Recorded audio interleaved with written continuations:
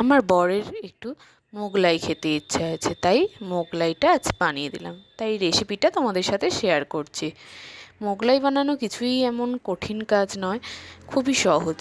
তাই দেখে নাও তোমরা কীরমভাবে বানাবে।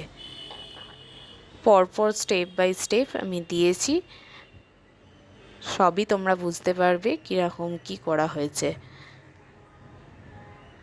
তোমরা দেখতে থাকো আর উপভোগ করতে থাকো মোগলাইটা। আমি বেলে নিচ্ছি, বেলার সাথে শুধু পুরটা কী দিচ্ছি তোমাদের সাথে শেয়ার করলাম। পুরটা চিকেন এগ মোগলাই হচ্ছে, তাই চিকেনের সাথে পেঁয়াজ, কাঁচা লঙ্কা কুচি, আর দিচ্ছি ডিম, গোলমরিচের গুঁড়ো, আর দিচ্ছি চাট মশলা, তার সাথে দিচ্ছি আমি একটু লবণ। এই দিয়ে পুরটা দিলাম। পুরটা ভরার সাথে সাথে এবার মুড়ে নেব। মুড়ে নিয়ে আমরা সাদা তেলে অল্প আঁচে আমরা ওটাকে গরম করে নেব তেলটাকে।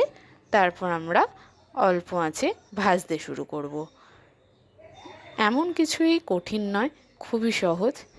এর আগেও আমি বানিয়েছি। আমার মোগলাইয়ের রেসিপিটা ভালো হয়েছে বলেই আমার শ্বশুরবাড়ির সবাই খেয়ে মুগ্ধ, বা তারাও খুব ভালো লাগে, তারাও বানাতে বলে। তা আমি বানিয়ে ফেলেছি মোগলাই, এগ চিকেন মোগলাই।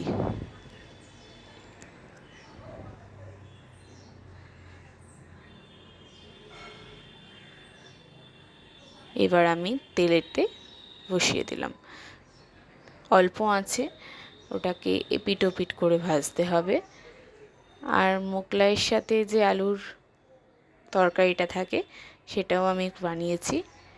আমার মোগলাই এবার রেডি, ডান। এবার ডান হয়ে গেছে আমার এগ চিকেন মোগলাই।